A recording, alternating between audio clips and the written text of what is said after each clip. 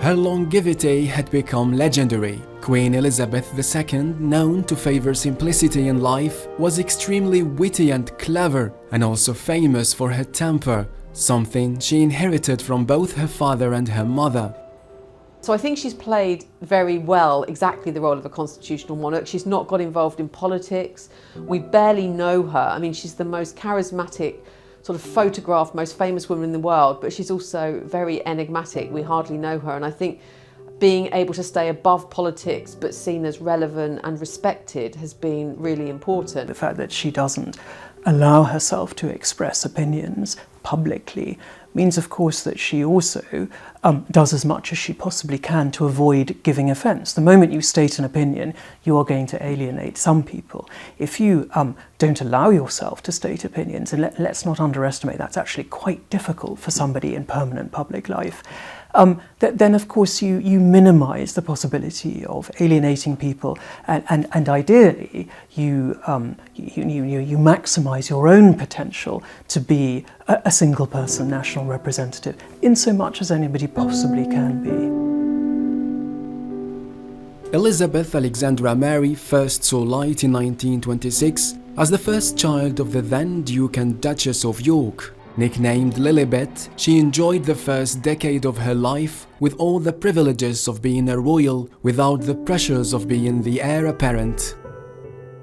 I declare before you all that my whole life, whether it be long or short, shall be devoted to your service and to the service of our great imperial family to which we all belong. Elizabeth wasn't born to become a queen, yet that was her destiny.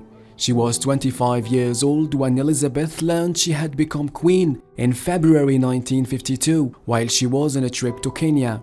It was in her teenage years that she suddenly realised that her life course was going to change dramatically after her uncle abdicated, and it was this position of being, heir was thrust upon her, and then her father's, premature death, he died sooner than was expected, meant that she didn't even have a few years of sort of normal married life under her belt, that she was thrust into this position as a young woman, navigating a sort of very male political world. I think something that interested me when I was researching this book was the extent to which it was made clear to the Queen that there was a strong expectation that she would follow in family footsteps. And a letter I found that I found particularly illuminating was written by the Queen's father in 1947, around the time of her engagement. And the King, George VI, wrote to the Archbishop of Canterbury and clergymen in the Diocese of Canterbury. And here's what he said: "My father set before me and my family a high standard of duty.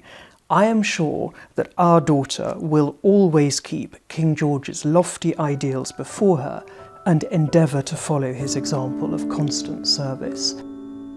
In 1947, Elizabeth married Prince Philip, a distant cousin. A few months later, the first of their 4 children, Prince Charles, the heir to the throne, was born. At the time of her wedding, Great Britain was still recovering from the ravages of World War II. While family life provided the biggest shocks, in 1992, her daughter Anne divorced her husband Mark Phillips. Charles split from Diana, and Andrew separated from Sarah Ferguson. After Diana's death in 1997, the Queen initially rejected the idea that Charles would marry his long-term mistress Camilla Parker Bowles. A key part of the Queen's approach to sovereignty has been this determination to live up to the role, to do it as well as she can be. And therefore it seems to be inconceivable that we would ever hear the Queen saying, well, I'll do it my way, and that thought doesn't appear to have occurred to her. And I think that is impressive, but I think it reflects an essential humility about her as a person, as well as her considerable loving affection for family forebears. During her record-breaking reign, Elizabeth kept a symbolic but no less important role. She ruled the largest kingdom on the planet and reigned over 130 million subjects.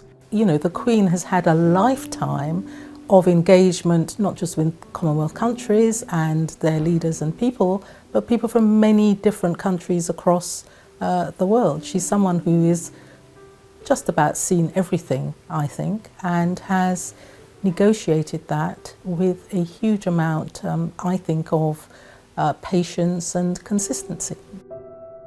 With this last historic smile for a queen who reached her 10th decade and reigned for 72 years, Queen Elizabeth II of Great Britain became the longest reigning monarch in British history.